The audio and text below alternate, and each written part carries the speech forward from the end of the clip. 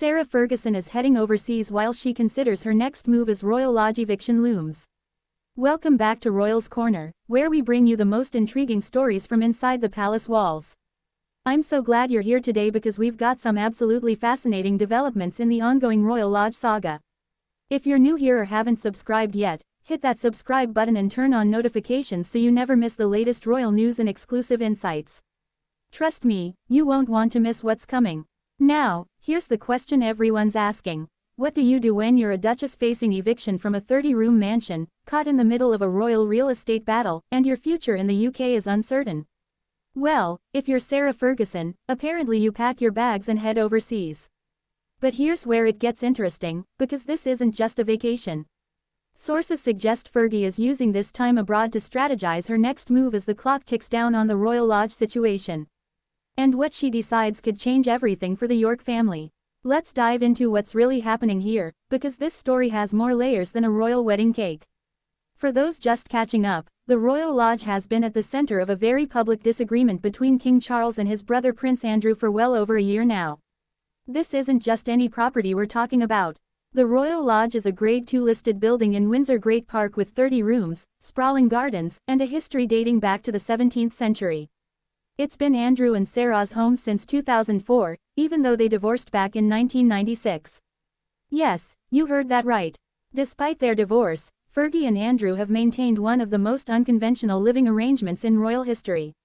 Now, King Charles has made it abundantly clear that he wants Andrew to downsize to Frogmore Cottage, the former home of Prince Harry and Meghan Markle. It's smaller, more manageable, and frankly, more appropriate for Andrew's current position in the royal family, especially after he stepped back from royal duties following the Jeffrey Epstein scandal. But Andrew has been digging his heels in, refusing to budge from the property he signed a 75-year lease on back in 2003. Here's where Sarah Ferguson's current overseas trip becomes particularly intriguing. According to sources close to the Duchess, this isn't just about getting away from the drama or enjoying some time in the sun. Fergie is reportedly taking this time to seriously consider what her life might look like if the Royal Lodge situation doesn't work out in Andrew's favor.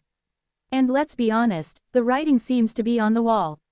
The king has already cut Andrew's annual allowance and reportedly stopped funding his security detail. These aren't subtle hints. These are clear signals that the monarch expects his brother to make different choices. For Sarah, who has rebuilt her life and reputation over the past few years, this creates a genuine dilemma. Think about it. Sarah Ferguson has experienced an incredible renaissance in recent years. She's become a successful author, both of historical fiction and children's books. She's built a media presence with her podcast and social media following. She's been welcomed back into the royal fold in ways that seemed impossible a decade ago, appearing at family events and even receiving an invitation to King Charles's coronation. She's also faced serious health challenges with courage and openness, battling both breast cancer and skin cancer, which has earned her public admiration and sympathy. So where does she go from here? That's the million-pound question Fergie is apparently grappling with during this trip. Abroad. One option being discussed is that Sarah could establish a more independent base, possibly even spending significant time overseas where she's built professional connections and opportunities. She's enormously popular in America, for instance, where her authentic personality and willingness to speak candidly about her struggles have won her legions of fans. Could we see Fergie establishing herself more permanently in the United States or another international location? Another possibility is that she continues her pattern of the last few decades, maintaining her unconventional arrangement with Andrew but perhaps in a different, more modest property. The thing is, Frogmore Cottage, while smaller than Royal Lodge, is still a beautiful, historic property. For many people, it would represent the ultimate in luxury living. But for Andrew, it apparently represents a humiliating demotion. For Sarah, the calculation might be different. She's never been one to stand on ceremony or worry excessively about royal protocol. Remember, this is the woman who was photographed having her toes sucked by her financial advisor while still married to a prince, who then rebuilt her entire life from scratch after being essentially exiled from the royal family for years. She's resilient, adaptable, and pragmatic in ways that Andrew has never had to be. What makes this moment so critical is timing. Sources suggest that King Charles's patience is running out. The financial pressure on Andrew is mounting, and without the king's financial support, maintaining a property like Royal Lodge, with all its associated costs for upkeep, security, and staff, becomes nearly impossible. The lease Andrew holds requires him to maintain the property to certain standards. Without adequate funds, that becomes untenable. For Sarah, being caught in the middle of this brotherly standoff can't be comfortable. She's worked hard to repair her relationship with the royal family, particularly with Queen Elizabeth before her passing. She's been cautiously welcomed back, but that welcome comes with expectations of discretion and appropriate behavior.